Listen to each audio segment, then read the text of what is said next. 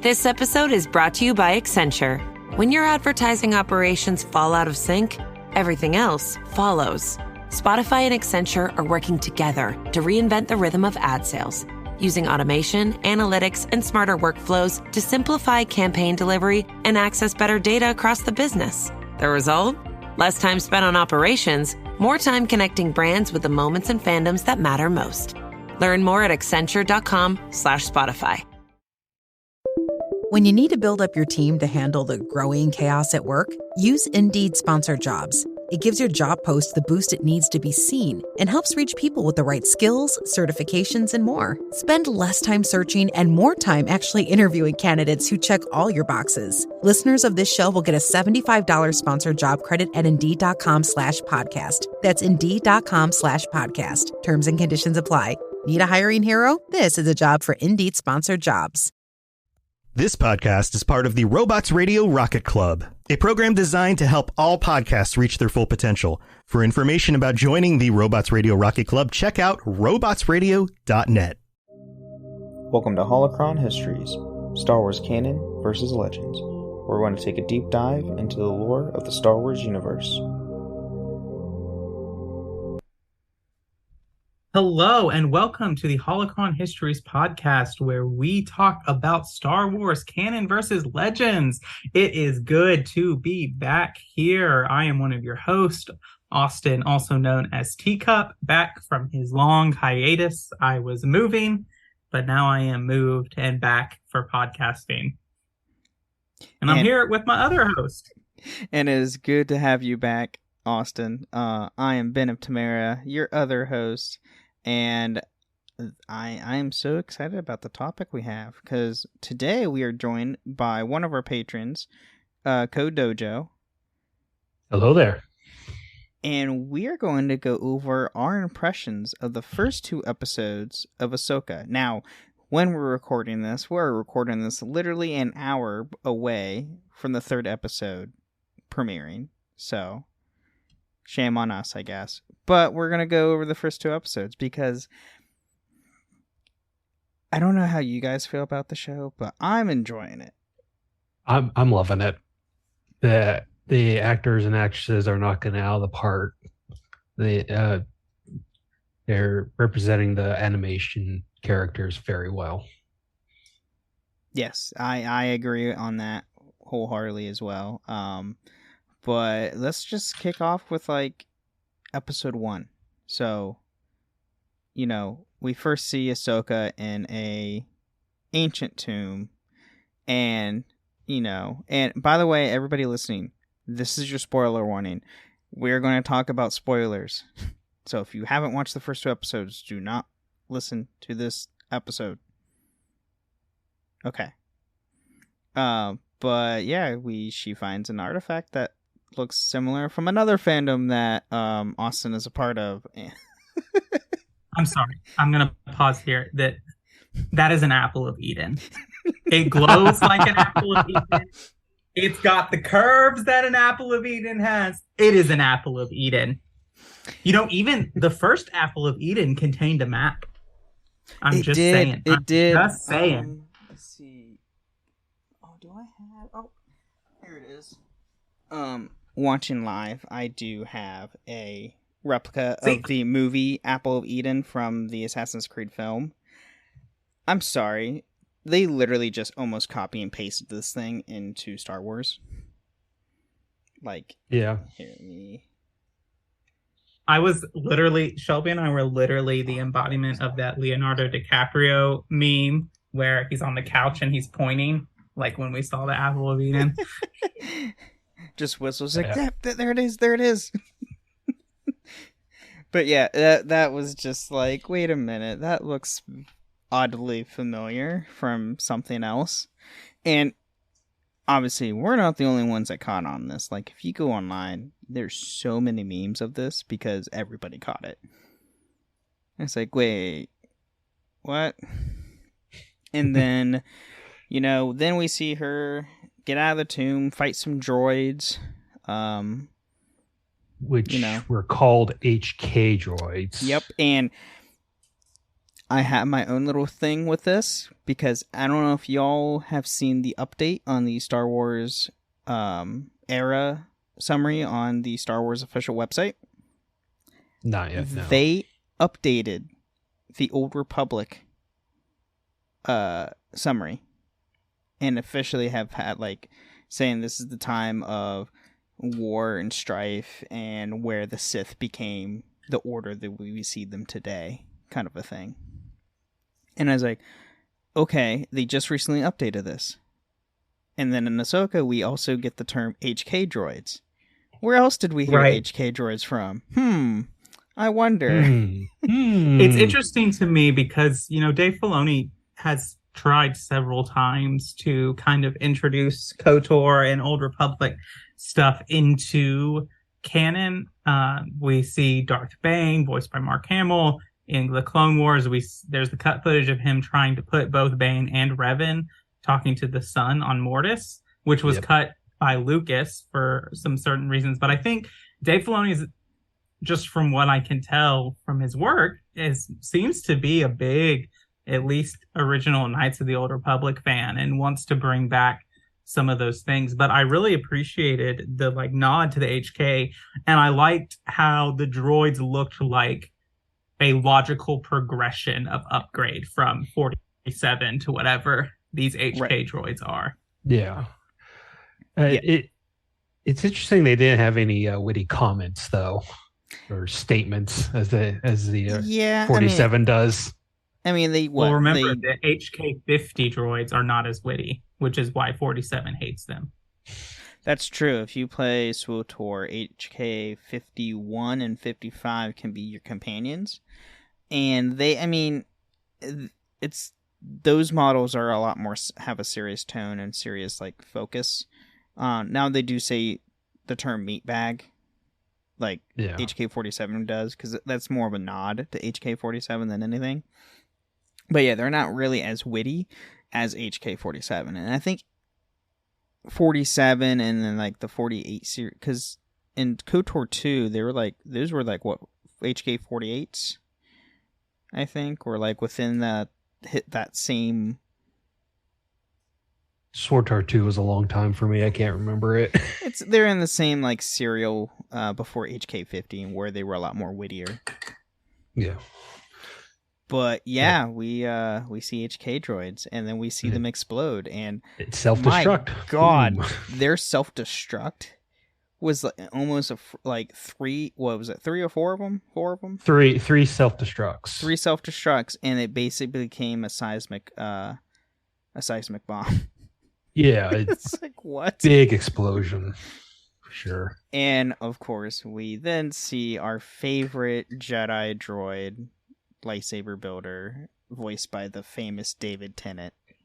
I didn't know that until I saw the credits. It says David Tennant in the credit. Mm-hmm. Wait, why is he in the credits? What? He voiced him even during the Youngling episodes in the Clone Wars. Mm-hmm. Did he? I did not know that. Mm-hmm. So okay, yeah. I also like to point out, he said at one point in the episode he has 75% of his original parts. Yes. Which means he probably took some damage during the time of the Empire. Now, I would love to see a short story of his perspective of Order 66 and his survival throughout the Empire regime. Yeah, I just wonder if, I'm surprised he kind of escapes Palpatine's notice, because you think Palpatine's obsessed with, the old relics of the Jedi. And I feel like Hugh Young, being the one who trains almost every Jedi how to build a lightsaber, probably has lightsaber designs and secrets dating all the way back to the Old Republic. It's kind of hard to capture something that's probably constantly on the move or can disguise itself anywhere as a droid. That's true. But let me think. Right after that, we see Lothal in live action, which looks beautiful city, gorgeous. It looks gorgeous. Oh my God! And then we see the Governor Ryder, who the voice actor Clancy Brown goes on to play the live action governor, which was nice. Yep. And fun fact, he is the voice of Mr. Krabs from SpongeBob. And Maul's brother. Yes, and Savage. Savage, that was it. He is also Savage Oppressed as well, yeah. Well, then you didn't... Well, the Senator is also a Rebels appearance as well. The younger guy, Jai Kell. He is from the early episodes of Rebels. Yeah, he has about, 10 minutes on screen? Yeah, something like that, because he has to, substitute for Sabine, because Sabine being Sabine. Now, I will say that chase scene, when we get that speeder chase scene with the starships or fighters, they look like E-wings, but I personally have no idea what. Yeah, it's hard to tell, but the music in that chasing was great. Mm-hmm. Yeah. And then weren't they using the Spectre call sign? Yes, they did use the Spectre call sign on her. I was like, that's a throwback.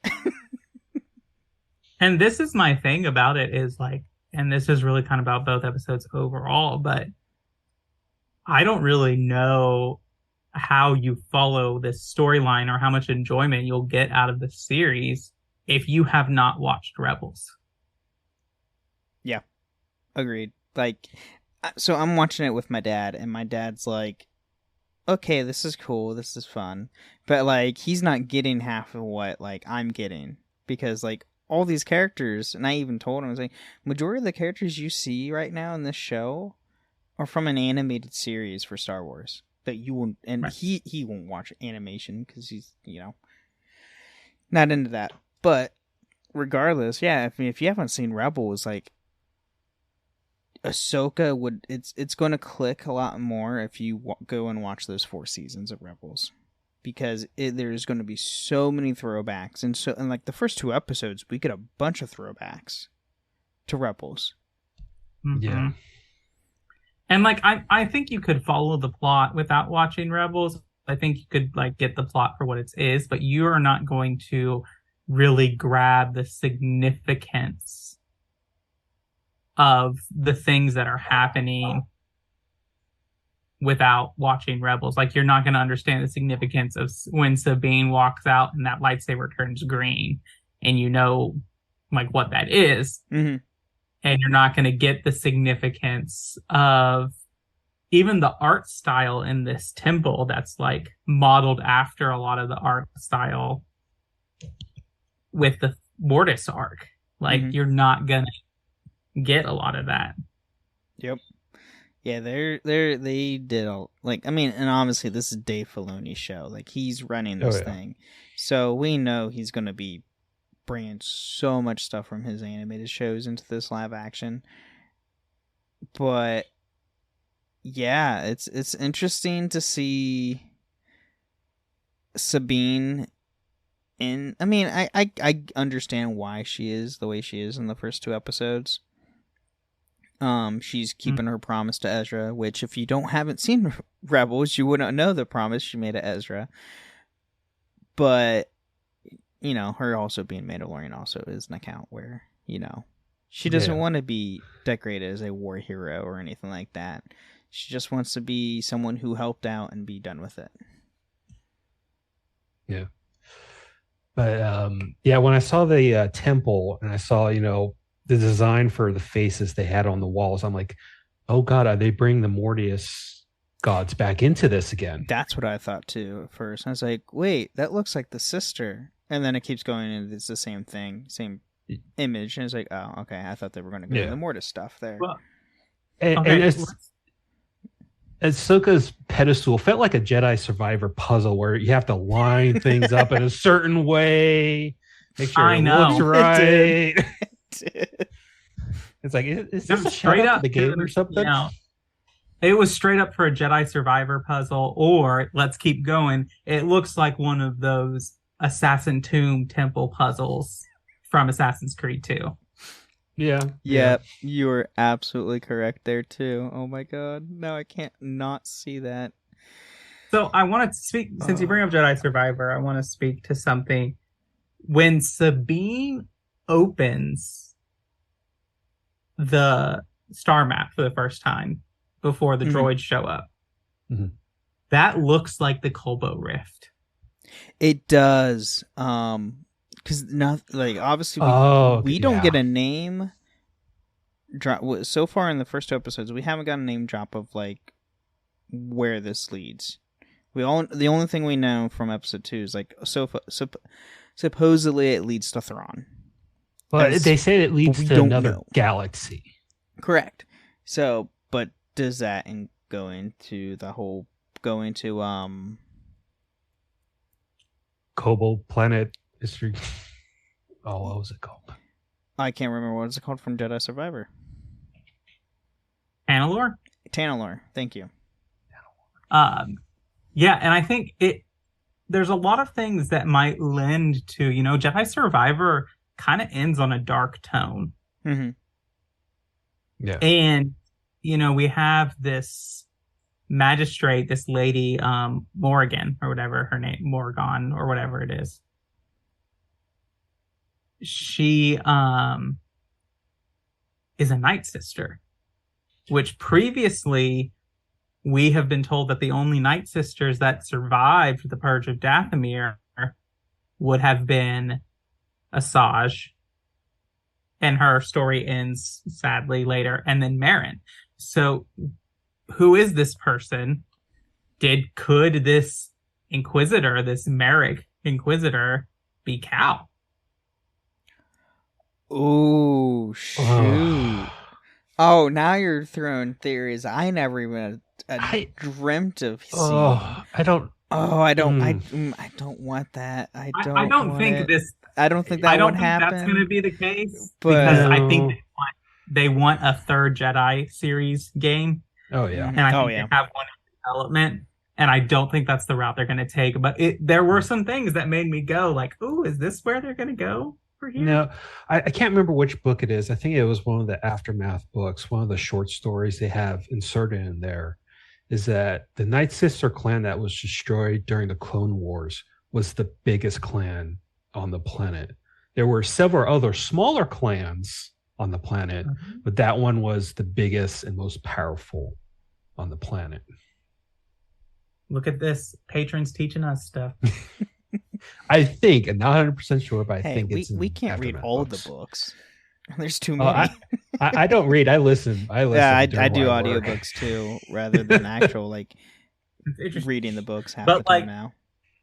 It was really cool to see Night Sister magic in action. Oh yeah. Yeah. The little green flame from beneath the little sphere.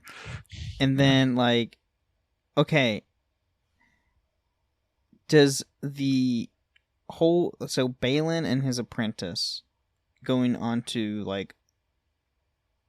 the New Republic ship or whatever, did that not scream something similar to Phantom Menace at first? When Obi-Wan and Qui-Gon first entered into the Separatist ship and do the whole thing.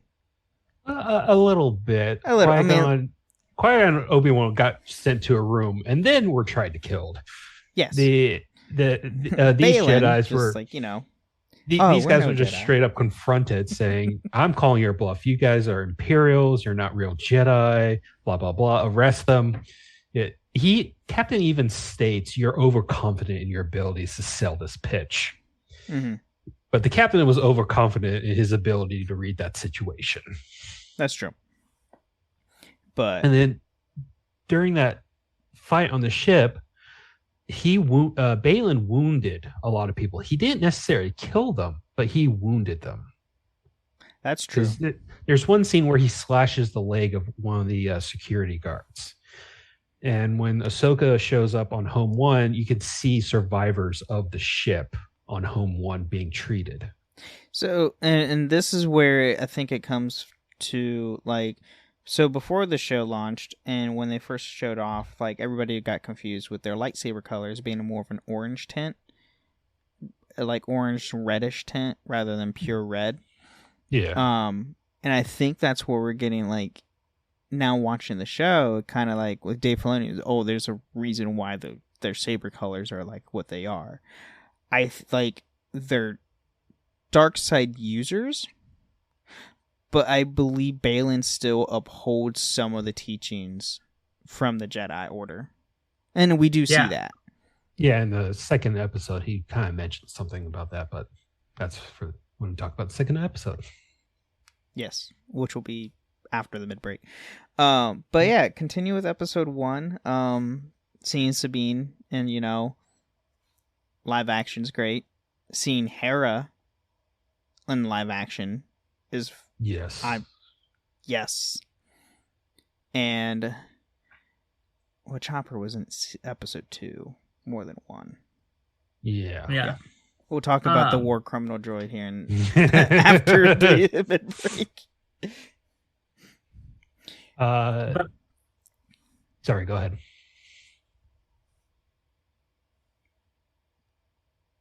Did Austin... Oh, no, Austin didn't freeze.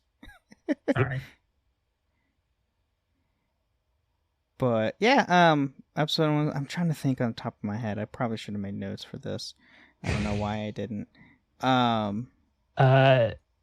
When it's revealed that it's a Night Sister temple on the planet where Ahsoka was, I was surprised that I was like, wait a second, when did the Night Sisters go and build temples on other planets? That's not Dathomir. Of course, Ahsoka called it a stronghold. The Lady Morgana called it a temple. True. Yeah. Which in my mind is like two different things, but anyway. Yeah.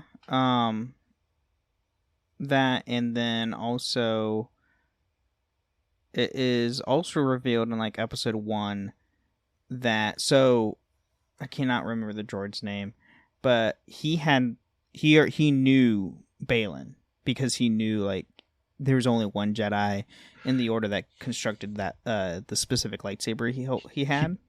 Huyan or something like that, yeah. And then his apprentice, her design is completely unique to where, like, obviously he had no records because she wasn't trained under the Order. Yeah, he said that it's designed similarly how he has been teaching young ones, but he's never seen the specific one before. Right. I find that interesting that, well, if it's a Jedi, then we can use the lightsaber as a unique fingerprint for the Jedi. Yes, yeah. With him being around, yeah, he can. It's like, give me a hill, I can identify whose it is, which is very helpful. Also with very few Jedi left, it also is very helpful. But yeah, it's episode 1 it's really nostalgic if you've watched Rebels.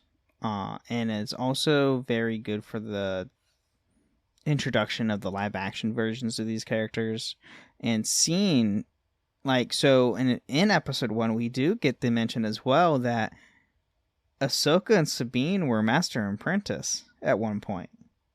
Yeah. Which I know so many people, I've seen so many people online talking about this, how like supposedly they're possibly retconning Sabine being a force wielder or whatnot. It is stated, and I will put the record on here, it is stated in Rebels when she's training with the Darksaber, Kanan specifically says the Force resides in all living beings and you can wield it as long as you're open to it. Her being Mandalorian and being the way she is, she closed herself off from it. So essentially, right. Anybody could wield the Force as long as you're open and willing to listen to the Force. So it is kind of a retcon and kind of not. You have to have at least according to the Lucas model, which will take established in Phantom Menace. Everyone, I'm just going to say the word and everyone can roll their eyes in there and then move on after it. But the midichlorians, where the eye, everyone roll your eyes. There you go. You got it out. You have to have a certain level of midichlorians in your cells to be able to wield the Force versus being sensitive to it. I think that Sabine there is a reason there's only ever been one Mandalorian Jedi, and it's because that the Mandalorian culture doesn't lend itself to a Force user. Right.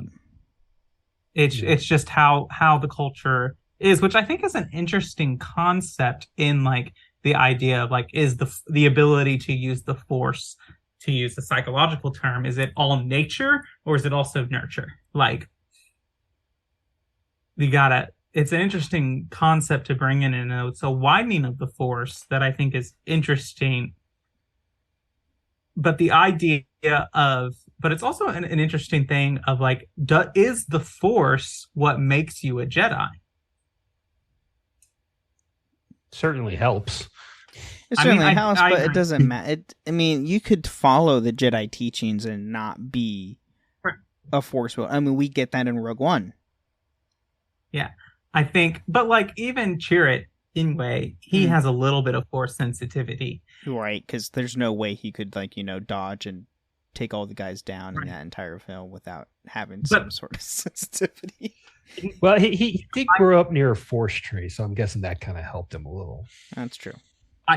I come into this conversation a lot, actually, in regard to Assassin's Creed, and I always state, like, there's arguments to be made that, like, oh, these newer games aren't Assassin's Creed games and you don't play as an assassin. But, like, Cassandra, and I don't want to get too anything, it's like, what makes someone as an assassin? Is it the hood and hidden blade? Or is it the adherence to the creed? The adherence to protecting the innocent and protecting the free will of humankind? Is that what makes them an assassin versus the hidden blade and the hood and the blending and all of that stuff? What actually makes you an assassin? I think the similar question can be in like, what actually makes you a Jedi? And I think with the existence of dark side Force users and the Order of the Sith, it lends the case that what actually makes you a Jedi is an adherence to the Jedi Code. Okay. So not being a bully with your Force powers. Yes. True. As much as we like to do that, walking around as Revan and KOTOR. That's true. That is very true. And then we do see a live Loth cat, which, yes, by the way, it is an animatronic, just like how Grogu is on set. That is a legitimate, like, on-set Loth cat. It's not CG. Yeah. Was the one in Mandalorian CG? The Loth cat? Yeah. I don't know if that one was CG or not. They didn't. I don't know if they've ever like specified. I would imagine it might be or it might not be. All I know is the one like currently using is an actual animatronic. Yeah. I mean, if they had shown us live action Lothal and not shown us a live action Lothcat, I would have been very upset. That's fair. I was almost hoping for a live action Wolf, but yeah, that's good. Asking too much. That one we might. I mean, if we ever get that, it'd probably be well later in the episodes, maybe. Yeah. Who knows? I think that the Loth Wolves, Ezra left on the Purgils, and they're like, "Okay, bye." Our homeboy left. We're disappearing back into myth. Goodbye. Right. Yeah. You see a drawing of them. Oh, that's true. You do see they're on the Morrow. Yeah. So, and then I can't remember. Does Sabine have her fight with what's her name in this episode? Yes, she does. Okay, and this is the other thing that a lot of people I've seen get a little heated was where Sabine gets stabbed. So she gets stabbed on the side of her abdomen to where there's like no vital organs. Yeah. So, and yes, she survived. And I understand people was like, okay, what's the whole point of people getting stabbed recently and surviving from a lightsaber? But you have to realize lightsaber is heated plasma that cauterizes your damage to where you're not going to bleed out. Yeah. So, what about Qui-Gon? And I did watch this, I did see a video. So Qui-Gon, where where Maul stabbed Qui-Gon was right in the center of his abdomen, to where it's going to go through two major, your main pipeline in your body and major Spine. your spine and blood vessels. And quite possibly the heart, too. Yeah, it depending on where it was. And this is my thing, because I'll have to go back and watch it on how high the lightsaber thrust on Sabine was. But it was almost belly button. Almost belly button level. Yeah, it was pretty low. So there wasn't really many, there was no major organs right there. I was going to say, because it looks like it went through her lung sometimes. Like it would have gone through her lung. No, if you saw, so in episode 2, when you, see her in the hospital and see, actual where she got stabbed, it's pretty low in her abdomen to where there's really nothing there. Yeah. And also, you're right about the cauterization, because the reason why they say don't pull out if you're stabbed with something, don't pull it out, is because it's actually stopping blood from leaking out by being stabbed in there, and you might wreck other organs on the way out. Right. But with that cauterizing, there's not a lot of bleeding going on. But I also saw this thing about Qui-Gon that when Maul hits him, that would actually kill him. Oh, from break his nose, from blood force trauma. Yeah, that's also possible too. And then here's another thing, if I could step in real quick. Oh yeah. Qui-Gon was left on the floor for several minutes without being medically treated. I don't know how long the Force Gate or Ray Gate was closed for, but he was left there for several minutes. Meanwhile, Ahsoka was right there within seconds of after she was stabbed with her ship, which I'm assuming has medical supplies. Yeah, so I'm guessing that was also a big difference. Yeah, with Qui-Gon, who knows how long he was there in Obi-Wan's arms before even help arrived, because God forbid them anybody going down to where they were. Yeah, and then there's Reva, who stabbed on the side, whatever. And then I know a lot of people looked at the Grand Inquisitor, but the Grand Inquisitor is a completely different species than the human, so their anatomy is, for all we know, is completely different. Just saying. Also, it's a story. Yeah, that's true too. the survival, it's fictional characters. Right.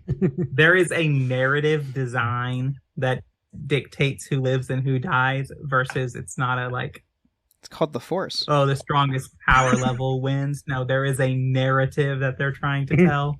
Pull up armor. Yep, and you can also, have the debate the Force dictates who lives and dies. Yes, in some way. So, there's that. But yeah, that was episode 1. So, we get a lot of really good nods. We get a lot of see animated characters in their live action format. Yeah. But I also want to point out that when Sabine takes the map from Ahsoka and is driving along the freeway, you see a probe droid go back to the Apprentice. Yes, that reminded me of Maul. Yes, that was the Phantom Menace thing. That was popped in my mind. I was like, wow, that was a nod to Darth Maul from Tatooine. Yeah, also, can we talk about Ahsoka being mad at Sabine taking the map, acting like she wouldn't have done the exact same damn thing when Yep. I was like, I'm sorry, what did you do during the Clone Wars again? How many rules did you break? How often did you listen to Masters? Not at all. It's called karma. Yep. Yeah. She has no room to talk because and Hera catches on that too. In that conversation, it's like, what about you and your master? And it's like, well, Anakin never finished my training. It's like, no, you can't. Don't pull that BS, because regardless if finishing your training or not, you directly disobeyed him countless times. So this is just another. Maybe we talk about this in the mid break, but I want to talk about Hayden Christensen and his rumored casting in this. So remember that for after we get it done. Okay. And then. But that being said, we probably should take our mid break.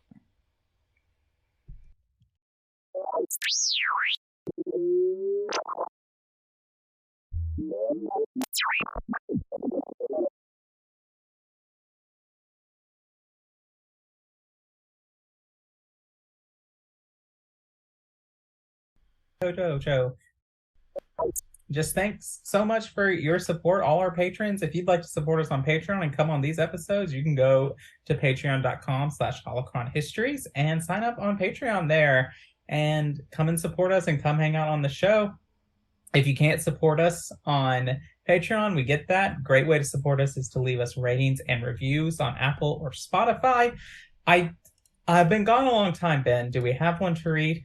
We don't have any for Apple. Let me check the Patreon.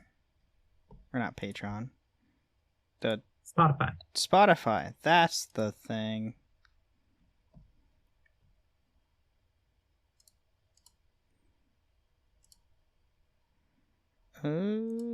So yes, we have one from 12 days ago on our the last episode we posted, which was the Tatooine Part 1 for Legends. You have a good podcast. Thanks for the non-boring stuff. Thanks from the Ghostwriter. Well, thanks, Ghostwriter.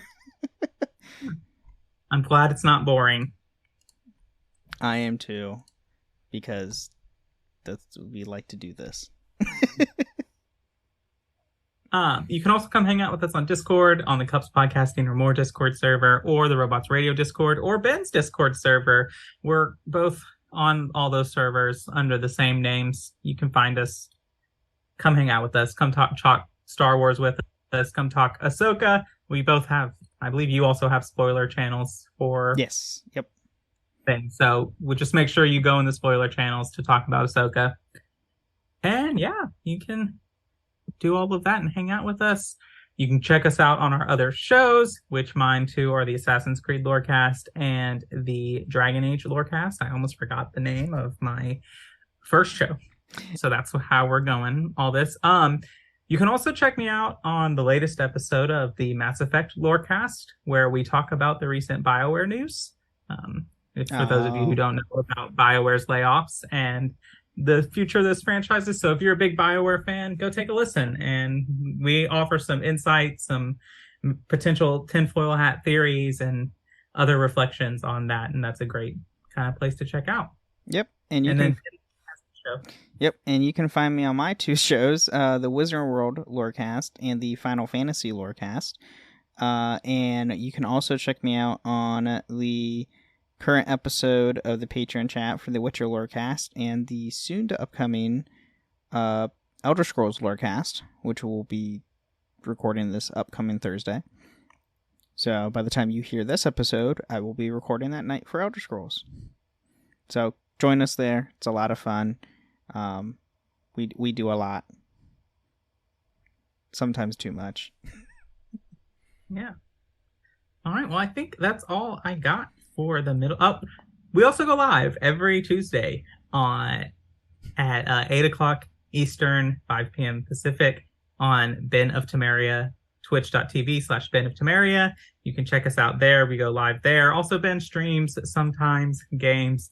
You can check me out on the Cups, Twitch TV/the Cups Pods. I sometimes stream. Now that I have moved into a house, hopefully streaming will become more frequently, but no promises. Just maybe. Yep. I mean, hopefully here in the future when I get my own place, I'll be able to stream a lot more frequently too when I don't have other people in this house. But anyway, let's get back into more Ahsoka.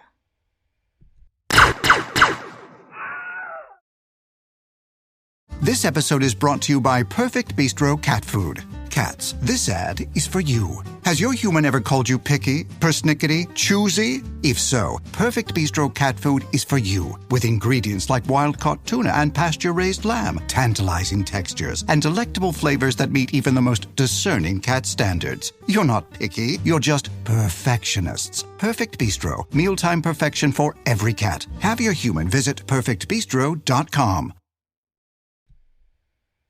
Okay, we're back. And you had something about Hayden Christensen and his Yeah, and we can talk about it later, but I just wanted to hear, like, how do we think he's gonna appear in? Because we know that he's confirmed to appear in this. We do, and so if you watch the last, I think it was the last trailer they did before the show premiered, they had a clip of Hayden in live action. But if you noticed, he had his Padawan braid, and that is literally just a scene from Kenobi. But you hear he's talking in the background. If anything, either he's going to talk to Ahsoka through the Force, or maybe Sabine, for all we know, or he could appear as a Force ghost. I don't know how this is going to go. I don't know. Is it going to be like a kind of like how Yoda appeared to Ezra in Rebels Season 1, or is it going to be more of an actual like interaction like how Obi-Wan has with Qui-Gon at the end of the Kenobi series? Like, right. I don't know. I wonder if it's going to be a thing of like, and again, this is more of a conversation for after we talk about episode 2, but just more of a thing of like Ahsoka coming to terms with what happened with Anakin's life. Because the way it is like, she does not want to talk about him. Like, in the end of the last episode, when Hera mentions him, she is kind of like, just like, well, this, like, she does not want to talk about his fate and who he became or what he became. And even to Luke, like, when she mentions that he's a lot like Anakin, she says it almost from a place of pain, not a place of like remembrance. Right. Because go on, Kojo. She didn't get that satisfaction at the end of episode 6 of seeing Anakin turn back to the light side. Mm-hmm. Luke could have probably told her he returned to the light side, but she never saw it for herself. Right. And I feel like, and this goes back to Clone Wars and this into Rebels, I feel like she, as a character, she feels like she's partially guilty of his down to the dark side because she left him in a pivotal moment of his life. And then also she comes back by the time he turns to the dark side. And if she would have been with him and stayed with the Order, I would imagine in her head, things would have played out a little bit differently. But nonetheless, I felt like he would have turned to the dark side regardless, because that's his fate, that was his destiny, right?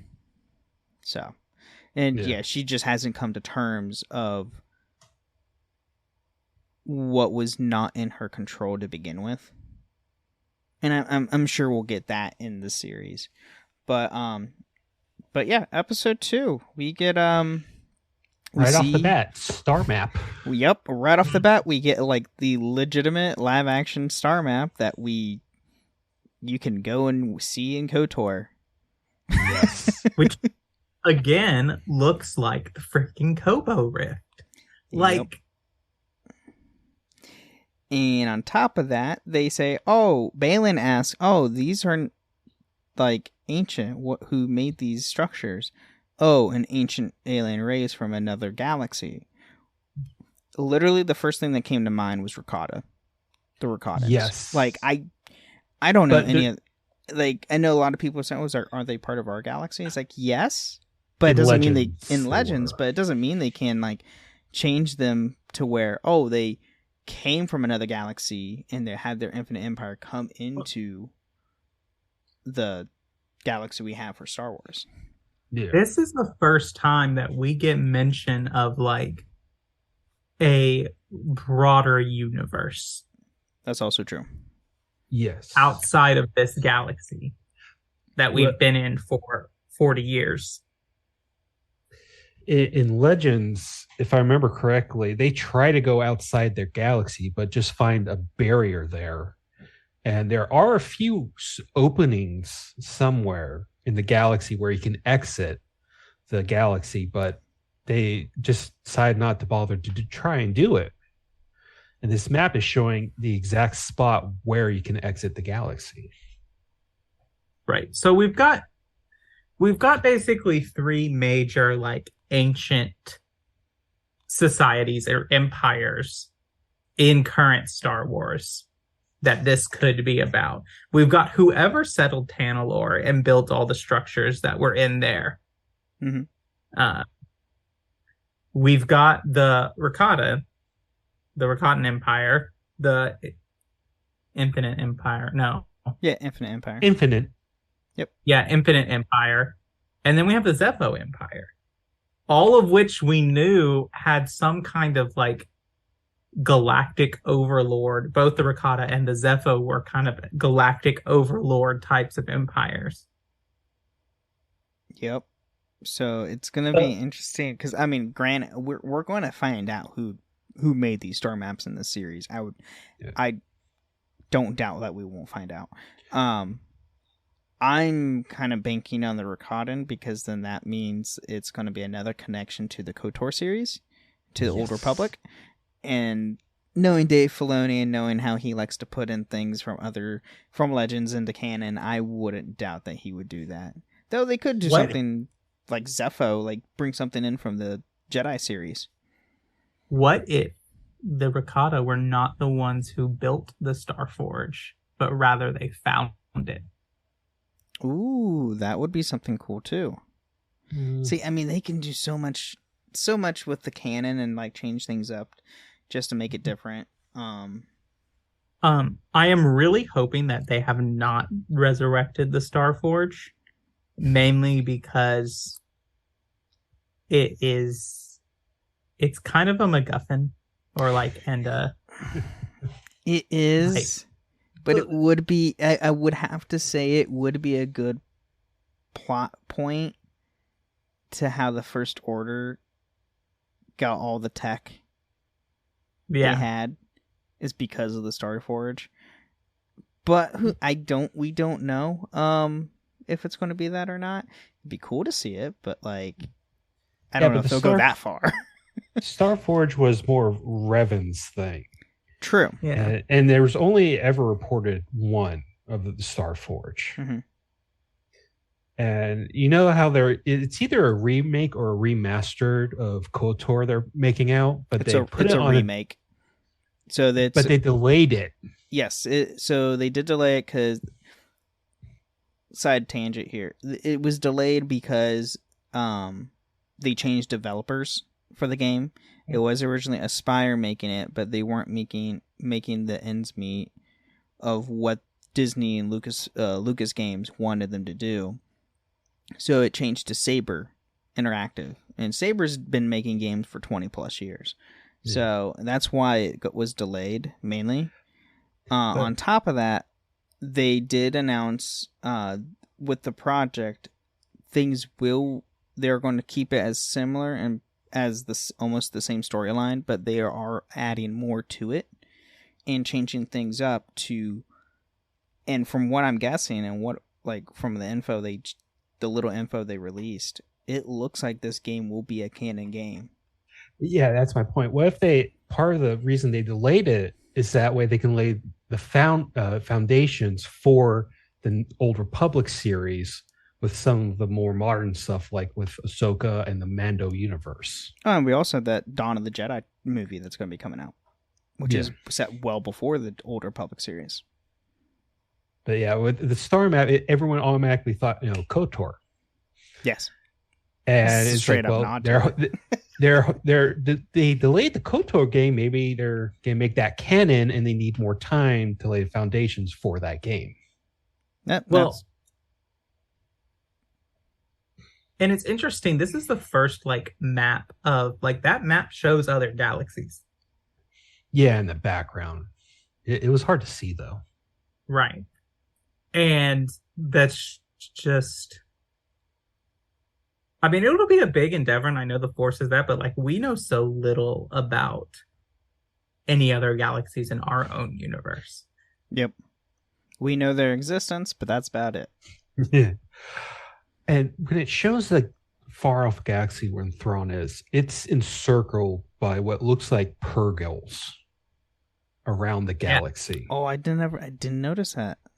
But it kind of looks like Purgil. So I'm wondering if whoever this empire is followed the Purgils through hyperspace from one galaxy to another. Because Right. the last time we saw Thrawn and Ezra, they were on a Star Destroyer being sucked into hyperspace by Purgils. And now all of a sudden we're being told, hey, they're in another galaxy. The only explanation of how they got there is the Purgils. True.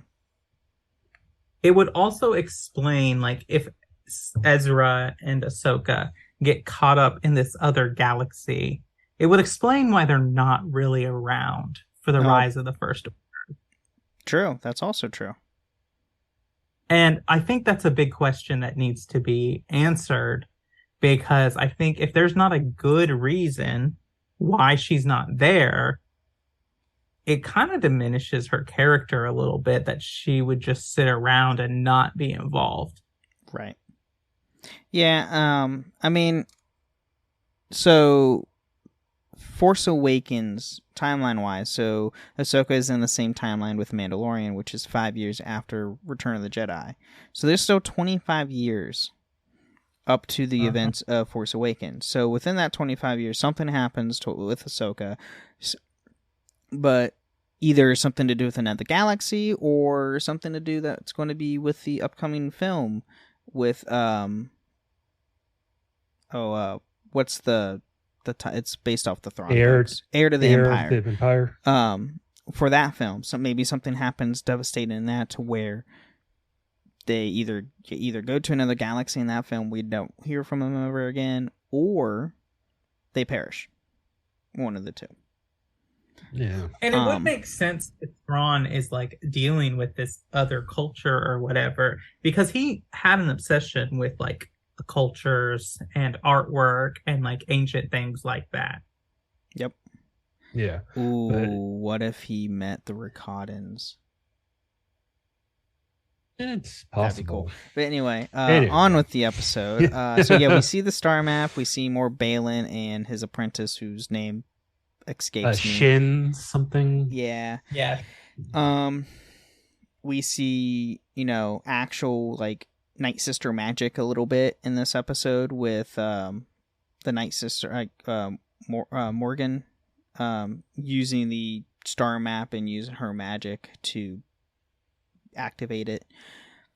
Trying to think what else we get. We see, Sabine talking to the Jedi droid, talking about, oh, you kept your lightsaber. It was like, have you kept up on your training? No, she Obviously hasn't. not. And then it's like, well, and that's Ezra's lightsaber. It's like, oh, I see you made modifications, and because of those modifications, this is now your lightsaber. And if you actually look at her saber, look at the saber, she actually did change the emitter and partial of the hilt. Right. Yeah. I saw that because it looked almost, when I first saw it, I was like, that's not Ezra's lightsaber. That looks like Jaro Tapal's lightsaber. That's what my thinking too, because the emitter is exactly like Jaro Tapal's. And I was like, wait a minute, that's weird. I was like, oh, Can you tell if modified it's it. And then, then we have Ahsoka and Hera go on their little mission to Corellia. Before that, they're in the hospital, and this is one of my favorite lines. They're looking at the HK droid's head, and she's, doing a little thing trying to figure out its origin. And Hera says, well, go ahead, hook it up. Well, if I leave it on too long, it's going to explode. And the Jedi droid's like, wait, what? Hera's like, okay, yeah, sure, go ahead, do it. Yeah, you say that because you're a hologram. Right. It's like, are you saying that because you're a hologram and you're not in the room when it explodes? Harry's like, oops. But yeah, we see the HK droid head right then and there on Sabine's table. But and then Hera and Ahsoka go on their little side mission to Corellia, which is the first time we see Corellia in live action. Or is it not? No, Han Solo, the Solo film. Oh, Solo. We do see it in Solo. It's like 20 minutes in the Solo film, but it's the opening sequence. I've only seen that film once. Yeah. So sorry. But yeah, we get a broader perspective of it. Yes, where, they go on their little thing. We see Chopper finally in this episode, which... Yes. I love that little war criminal. And if you can actually, understand him, and technically Chopper threw the F-bomb. Oh, I didn't hear that. He say, what the F, in his little droid speak, without saying it, when he's looking for the tracker. Yeah. He's like, what the F? You moved my stuff. Yeah. Also, Chopper says, well, just shoot it down. I can't shoot it down. It's going to crash into the city. And you hear him say, is that a bad thing? And it's just so funny that if you've watched Rebels and then go and watch the show and listen to Chopper, you can actually comprehend what he's saying. At least I can. It's kind of scary. It's I can actually understand what the story's talking. What were you going to say, Austin? Sorry, my dog was freaking out. I was just going to say, just about Chopper is everything I wanted out of that little droid in live action. R2 will always hold. No, he will never be overtaken as my favorite droid in all of Star Wars. But Chopper comes a very close second. Yeah, the comedy, the comedy we get from him, just the interactions he does with characters, and how in this current Star Wars universe, Chopper has the highest body count. Yeah. Yes. Right.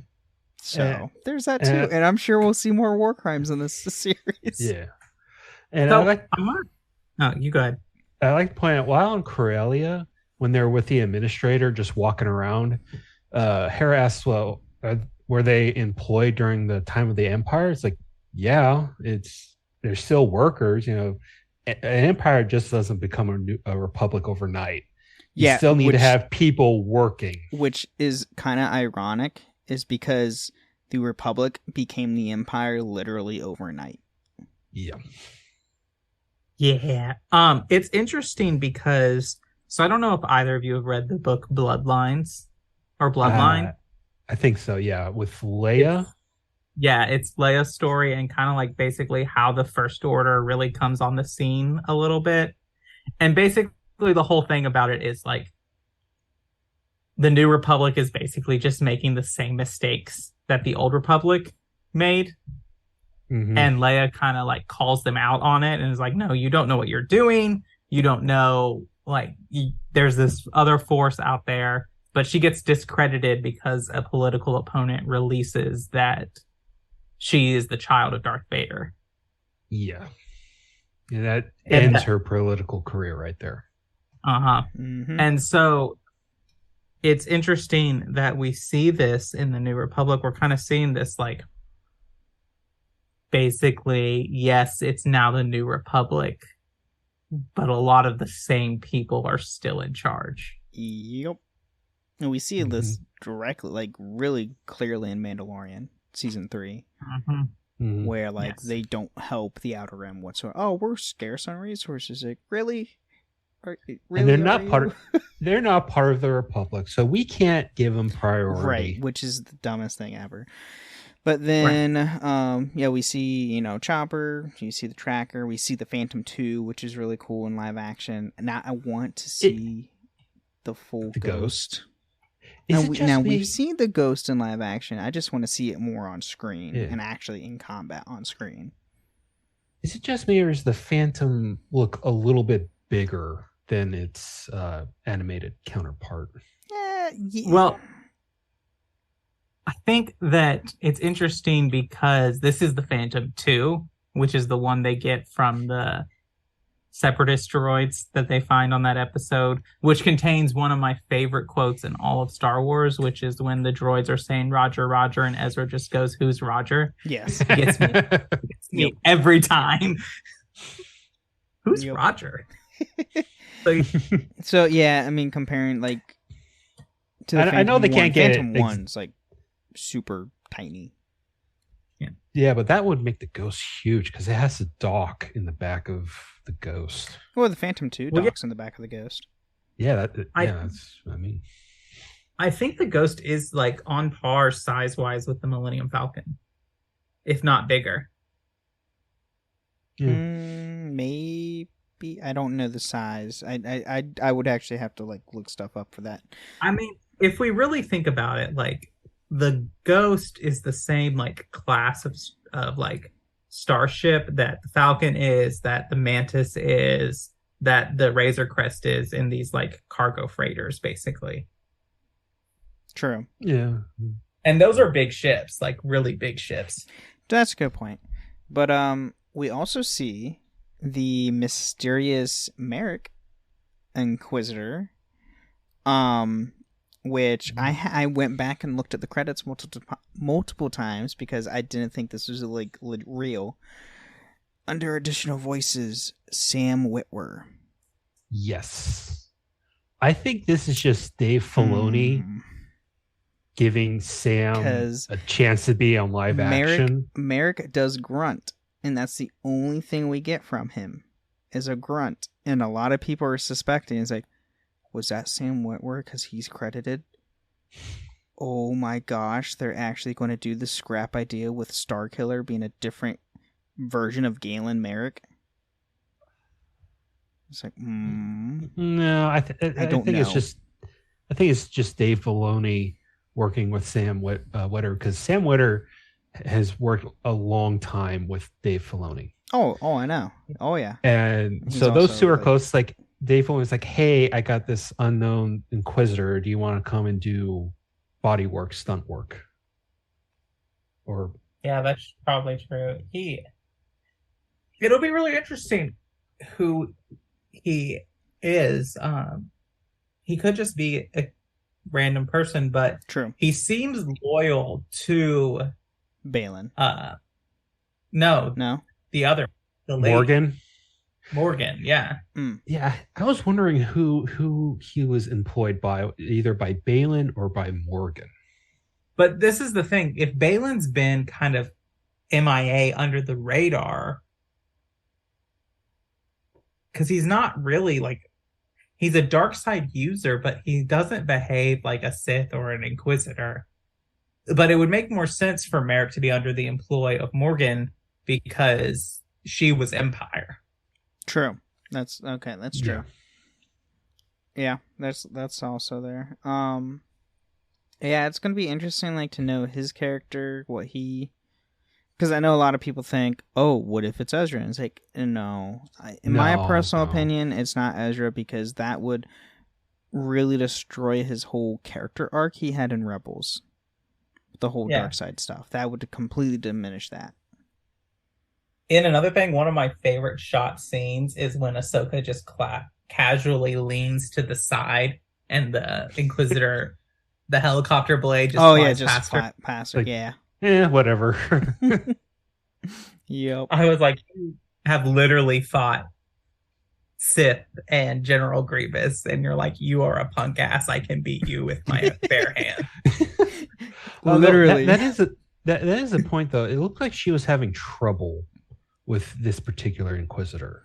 Yeah, I think it was the droid with her, because if they are truly HK series droids, and if we want to take this, HK-47 was programmed specifically to kill Jedi.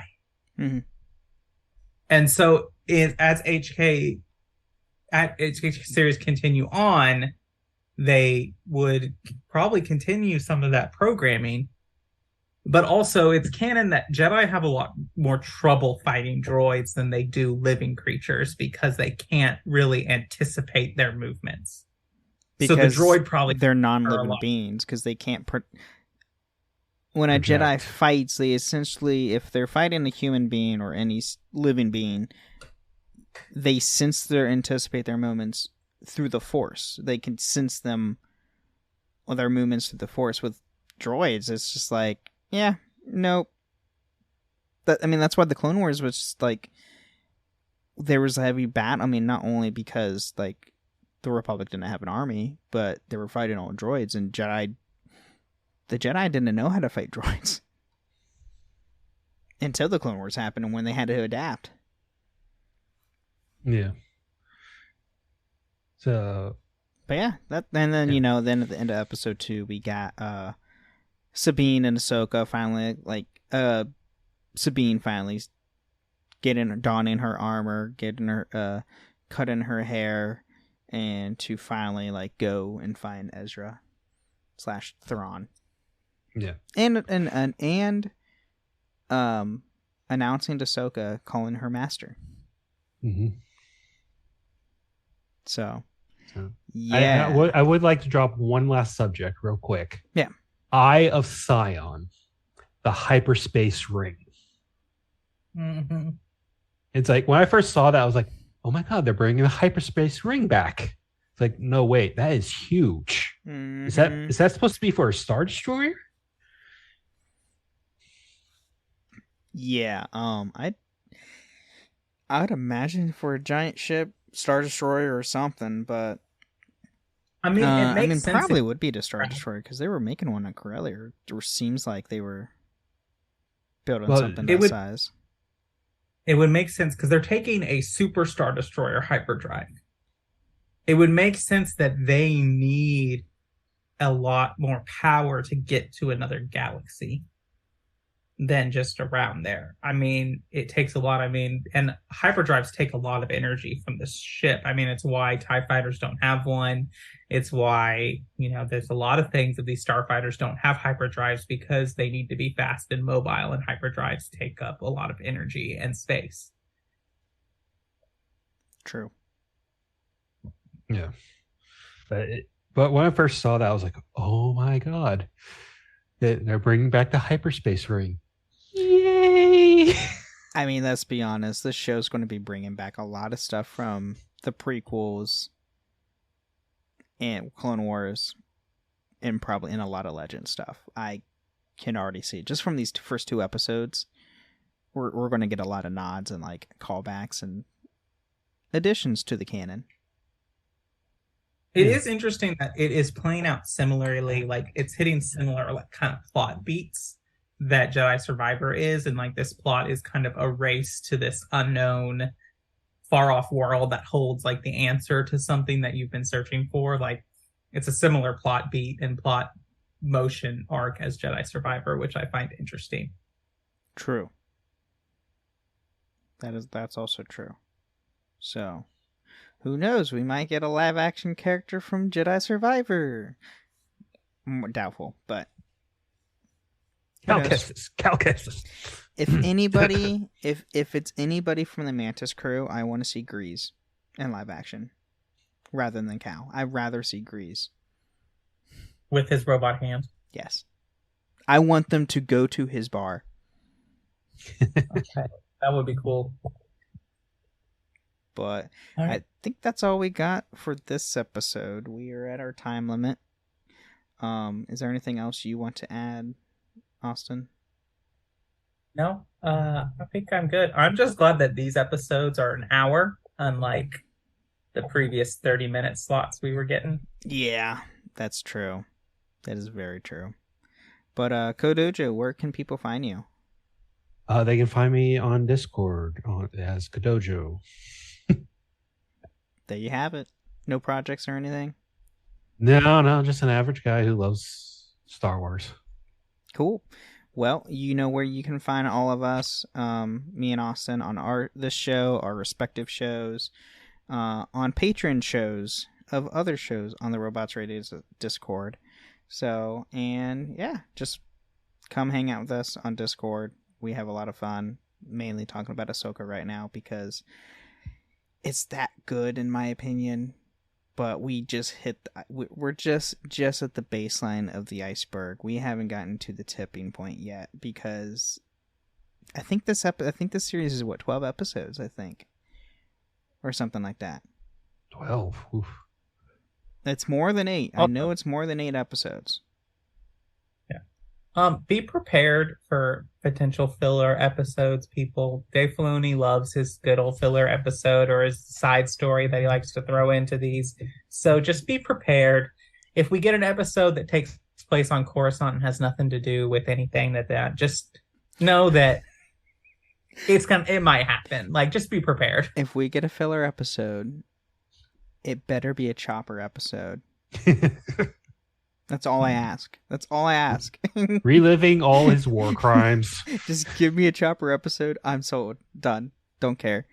Chopper's in droid therapy, going through droid PTSD. Yep. But anyway, that is all we have for this episode. Thank you for listening to Holocron Histories, and may the Force be with you.